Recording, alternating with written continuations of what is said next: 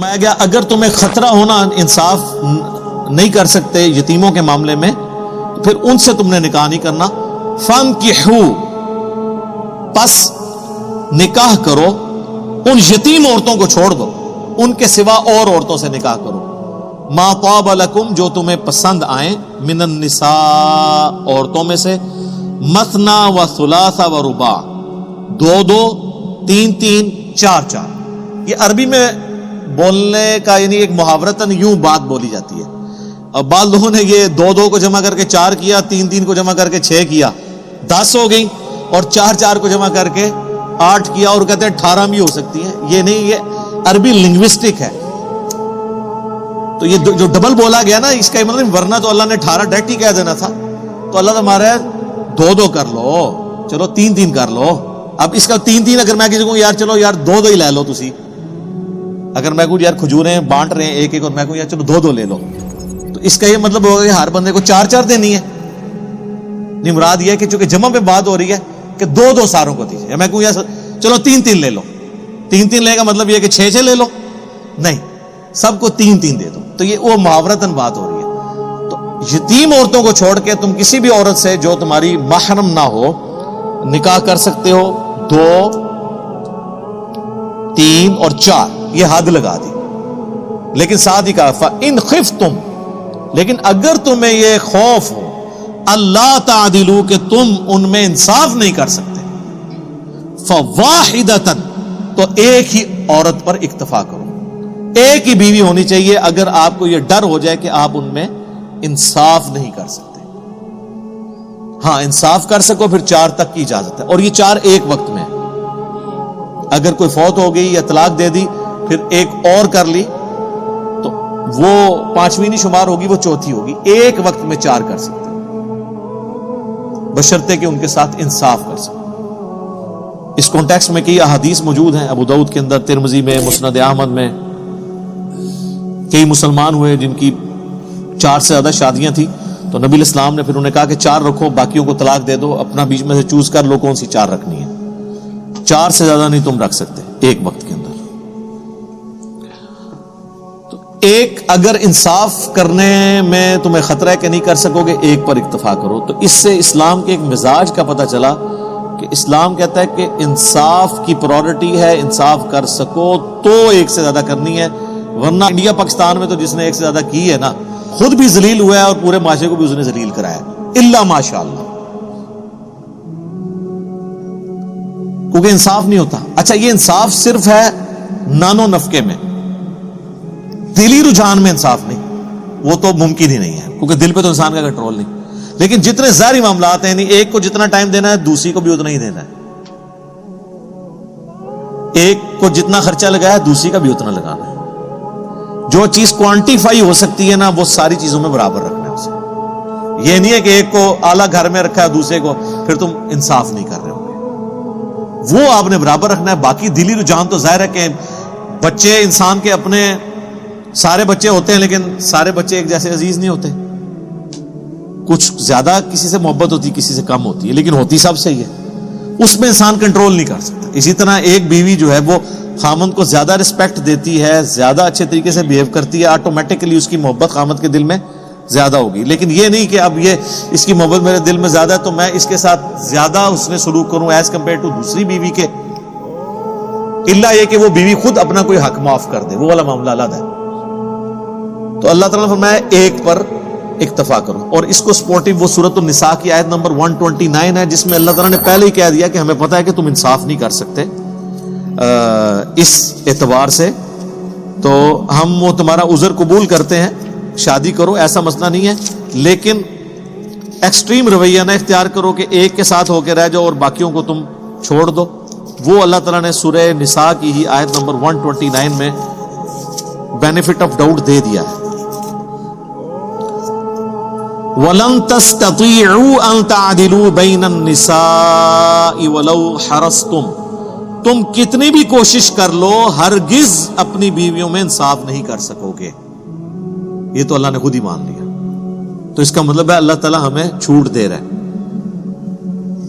فَلَا تَمِيلُوا، بس ایک چیز کا خیال رکھو، فَلَا تَمِيلُوا كُلَّ الْمَيْلِ، فَتَذَرُوهَا كَالْمُعَلَّقَةِ، ایسا نہ کرنا کہ کسی ایک کی طرف ہی بہت جھک جاؤ اور دوسری جو ہے وہ سسپینڈڈ پوزیشن میں لٹکی رہے، نہ وہ شور والی ہے نہ بغیر شور والی ہے، ایک ہی کے پاس رہتے ہو دوسری کو سال ہزار پوچھتے ہی نہیں ہو، ایسے نہ ہو۔ اللہ تعالیٰ نے فرمایا کہ یہ ہمیں پتہ ہے کہ اس طرح کا انصاف نہیں ہو سکتا دلی محبت کا، لیکن جو دنیاوی طور پہ جتنی فیسلٹیز ہیں اس میں آپ نے انصاف کرنا ہے۔ او ما ملکت ایمانکم، یا پھر تمہارے ہاتھ کا مال جو کنیزیں ہیں۔ اب یہ obsolete ہو چکا ہے سلسلہ، اس زمانے میں تھی کہ جنگوں میں جو عورتیں غیر مسلم مردوں کی مسلمانوں کے ہاتھ لگتی تھی، اور ان غیر مسلم مردوں کی عورتیں جنگ کرنے کے لیے میدان جنگ میں آئی ہوتی تھی۔ یہ نہیں ہے کہ کوئی ملک فتح کیا تو ان کی ساری عورتیں مسلمان لونڈیاں بنا لیتے تھے، نہیں، صرف وہ عورتیں جو جنگ لڑنے کے لیے آئی ہوتی تھی ان کو لونڈیاں بنایا جاتا تھا۔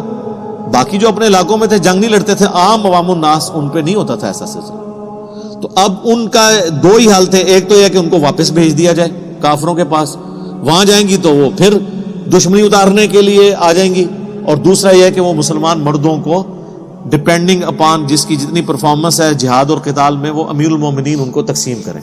خیر اب یہ سلسلہ ابسلیٹ ہو چکا ہے، اسلام نے اتنا پروموٹ کیا غلاموں کو آزاد کرنے کے فضائل اور لونڈیوں کو آزاد کرنے کے اور خود نکاح کرنے کے۔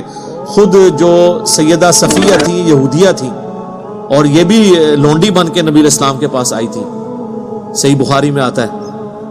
تو نبی الاسلام نے ان کو آزاد کر کے ان سے نکاح کیا، اور آزاد کرنے کی جو قیمت تھی وہ ان کا حق مہر قرار پایا اور وہ ام المومنین بن گئی۔ تو نبی الاسلام نے اپنے عمل سے یہ اس چیز کی ترویج کی ہے۔ تو آج یعنی یہ obsolete ہو چکا ہوا ہے، یہ مطلب وہ بعض لوگ سمجھتے ہیں کہ یہ جو گھروں میں کام کرنے والی ہیں یا آپ جا کے کی علاقہ غیر سے عورت خرید کے لے آئیں تو وہ لونڈی بن جائے گی، اس طرح نہیں ہوتا، وہ لونڈیاں نہیں ہوں گی۔ اگر کوئی اس طریقے سے عورت لے کے آتا ہے تو نکاح ہی کرنا ہوگا، لونڈی والا معاملہ ان کے ساتھ نہیں ہوگا۔ ذالک ادنی الا تعولوا، یہ زیادہ قریب اس کے ہے کہ تم ایک ہی طرف جھک نہ جاؤ۔ یہ نہ وہی والی بات کہ بھئی ایک طرف جھک جانے سے بہتر یہ ہے تم 2 3 یا 4 شادیاں کرنے کی بجائے ایک ہی بیوی کرو تاکہ یہ خطرہ ٹال جائے۔ اور میں تو پرسنلی کہتا ہوں کہ جو لوگ فائنینشلی سپورٹ کر سکتے ہیں انہیں ایک سے زیادہ شادیاں کرنی چاہیے، اگر ان کی ایک نبھ جائے۔ یہ نہ ہو کہ دوسری کریں تو پہلی بھی ختم ہو جائے، پھر ایک ہی رہ جائے گی، تو بہتر ہے پھر ایک ہی رکھیں، جس طرح ہمارے معاشرے میں آپ کو پتہ ہے اسی طرح صورتحال ہے۔ لیکن جو لوگ اب ظاہر ہے کہ کسی بڑی کاز کے لیے کام کرنے والے لوگ ہیں، ان کے لیے تو یہ پاسبل نہیں ہے کہ وہ نئے نئے بکھیڑے کھول کے بیٹھ جائیں، اور پھر ان کو مثالیں دینا نبی الاسلام کی زیادہ ازواج کی، تو وہ عرب کے کلچر میں وہ چیزیں ہضم ہو جاتی تھیں۔ ہمارے اس کلچر کے اندر تو ایک بندہ جو دیندار آدمی ہے، دین کا کام کرنے والا ہے، وہ اگر 2 یا 3 کر کے بیٹھ جائے تو وہ تو پیٹ سے آپ ہی گھر پڑا رہے گا، اس نے کام خاک کرنا ہے۔ تو یہ ہر بندے نے اپنے حالات و واقعات خود دیکھنے ہیں اس کے اعتبار سے۔ باقی ہم اس ایکسٹریم پہ نہیں ہیں جو یہ سمجھتے ہیں کہ یہ ظلم ہے کہ ایک سے زیادہ بیویاں کی جائیں، تو یہ تو اللہ تعالیٰ نے آنر دیا عورت کو، اور دنیا کی اسٹیٹسٹکس ہمیں یہی بتاتی ہے کہ عورتوں کی تعداد دنیا میں زیادہ ہوتی ہے ایز کمپیئر ٹو مردوں کے۔ اس میں کئی ایک سائنٹیفک ریزن بھی ہے اور کئی ایک سوشل ایشوز کی وجہ سے ایسا ہو جاتا ہے۔ سائنٹیفک ریزن یہ ہے کہ جو عموماً دنیا میں مرد و عورت برابر تعداد میں پیدا ہوتے ہیں، لیکن جو بیبی گرل ہوتی ہے نا، جراثیم کے اگینسٹ اس کی ریزسٹنس زیادہ ہوتی ہے as compare to baby boy کے، وہ سروائیو زیادہ کرتی ہے۔ اور مجھے تو یہی حکمت نظر آتی ہے جو صحیح بخاری میں ہے اور ترمذی میں ڈیٹیل کے ساتھ ہے کہ جو عقیقہ آپ نے لڑکے کی طرف سے 2 کرنے ہیں اور لڑکی کی طرف سے 1، اور اس میں الفاظ ہیں بچے کی جان گروی ہوتی ہے اس کے بس۔ لڑکے کی طرف سے 2 اس لیے ہو رہے ہیں کہ اس میں بیماری کے زیادہ چانس ہیں آنے کے، لڑکی کی طرف سے 1 ہے۔ پھر جنگوں کے اندر، ایکسیڈنٹس کے اندر، پبلک گیدرنگز کے اندر عورتیں تو بہت تھوڑی مرتی ہیں، تو مرد ہی باہر نکلتے ہیں وہ مرتے ہیں۔ اسی وجہ سے آپ دیکھیں دنیا میں اکثر ممالک کے اندر عورتوں کی تعداد مردوں سے زیادہ ہے۔ پاکستان میں بھی عورتوں کی تعداد زیادہ ہو چکی ہوئی ہے، صرف ایک ملک ہے انڈیا، اور وہ اس لیے کہ آج سے میں آپ کو 20 سال پہلے کے فگر بتا رہا ہوں کہ روزانہ 3000 بچیاں وہ پریگنینسی میں ضائع کر دیتے تھے۔ آئیڈینٹیفائی ہونے کے بعد کہ یہ بیبی گرل ہے. 3000 ظاہر ہے جی، 1 ارب کے قریب تو آبادی اس وقت بھی تھی، اب تو بڑھ چکی ہے ان کی، تو 3000 تو اس میں کچھ بھی نہیں ہے. اور یہ بی بی سی کی رپورٹ ہے کہ وہاں ایسا ہوتا تھا، اس وجہ سے وہاں پہ مردوں کی تعداد زیادہ ہے. ادروائز اگر آپ مختلف ملکوں کے سٹیٹسٹکس میں، تو پرانے سٹیٹسٹکس ہیں، یہ احمد دیدار صاحب نے اپنے لیکچر میں بیان کیے تھے، وہ بھی آلموسٹ سمجھ لیں آج سے 20 سال پہلے کے فگرز ہیں، اب تو اس سے زیادہ ہوں گے، کہ امریکہ میں 7.8 ملین یعنی 78 لاکھ عورتیں زیادہ ہیں ایز کمپیئر ٹو مردوں کے. انگلینڈ میں 40 لاکھ، جرمنی میں 50 لاکھ، رشیا میں 90 لاکھ، آلموسٹ 1 کروڑ عورتیں زیادہ ہیں ایز کمپیئر ٹو مردوں کی. تو اب یہ 2 آپشن ہے، یا تو یہ عورتیں جو ہیں وہ برائی کریں، یا پھر یہ کسی ایسے مرد کے ساتھ شادی کریں جس کی آلریڈی کو بیوی ہو.